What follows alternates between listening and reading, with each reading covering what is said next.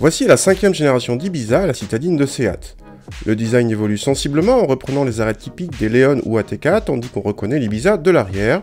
La nouvelle génération perd un peu plus d'1 cm en longueur par rapport à sa devancière, mais gagne presque 9 cm en largeur et autant en empattement, c'est beaucoup. La nouvelle Ibiza ne sera proposée qu'en 5 portes, les déclinaisons coupées et break ne sont plus au programme. L'Ibiza reçoit des moteurs modernes comme le 1,5 litre TSI, mais aussi des 3 cylindres essence de 95 ou 115 chevaux, les diesels arriveront plus tard. A l'intérieur, la planche de bord est inédite et peut recevoir en son centre un écran tactile de 8 pouces qui permet de régler les assistances ou les modes de conduite sans oublier une connectivité complète. La finition Excellence est la seule à proposer un insert décoratif de couleur qui égaye l'habitacle. Les plastiques sont durs mais la qualité perçue est en progrès.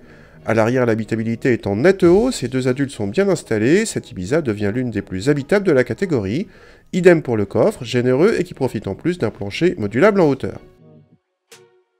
Contact et le 3 cylindres fait entendre sa sonorité typique, mais rien de bien méchant. Il reprend correctement à 1500 tours, mais ne montre pas toute sa vigueur avant 2000 tours. Il monte ensuite facilement sans s'essouffler à 6000 tours et octroie des relances largement suffisantes, y compris sur autoroute. Les 115 chevaux rendent cette citadine tout à fait polyvalente. Côté châssis, notre modèle avec les roues de 17 pouces s'est montré un peu ferme, mais en parvenant à éviter les percussions, préservait un confort correct. Associé à un certain dynamisme, le compromis a progressé pour atteindre un très bon niveau.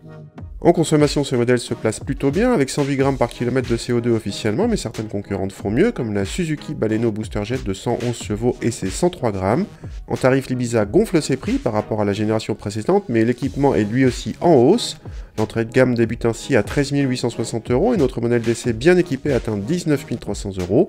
Le freinage automatique d'urgence avec détection piéton est en série sur toute la gamme, mais la surveillance des angles morts ou l'alerte de franchissement de ligne sont absents, même en option. Dommage pour une citadine dernier cri.